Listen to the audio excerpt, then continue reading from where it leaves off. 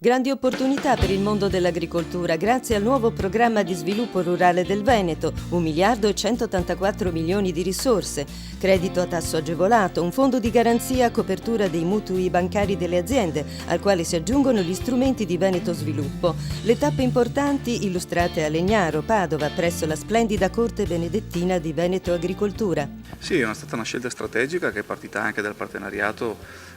Queste migliaia di persone che hanno partecipato alla costruzione di questo piano di sviluppo rurale, mettiamo una quota importante perché si passa dal vecchio programma 470 milioni di euro a un investimento aziendale comunque sul privato di circa 800 milioni di euro, quindi togliendo dei beneficiari pubblici e parapubblici che in qualche modo lasciano spazio alla competitività del sistema agricolo dal punto di vista privato. 150 milioni di euro per l'insediamento dei giovani. 50.000 euro a fondo perduto per i giovani che intendono avviare attività agricola. Questi 50.000 euro non hanno vincoli, non sono granché, però sono un aiuto iniziale per poi invece essere aiutati con le misure strutturali del piano di sviluppo rurale, cioè quelle degli investimenti per i quali i giovani possono avere anche 50, in alcuni casi anche 60% di fondo perduto, anche se gli strumenti finanziari a loro disposizione non sarà solamente il conto interesse, quindi il fondo perduto, ma anche altri strumenti finanziari come un fondo a tasso agevolato e anche altri fondi a disposizione. Cambiano gli strumenti finanziari, ci sarà un fondo di garanzia.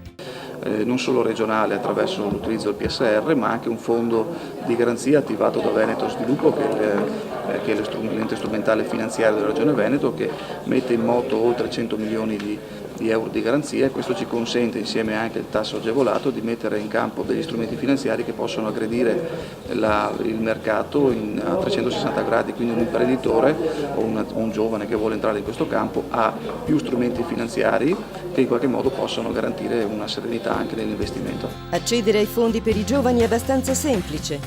Perché basta essere un giovane che abbia dai 18 ai 40 anni, che abbia un titolo di studio oppure non abbia ancora un titolo di studio ma che abbia intenzione di impegnarsi veramente nel settore agricolo, riuscire ad ottenere fondi, terreni per iniziare un'attività e dopodiché presentare la domanda.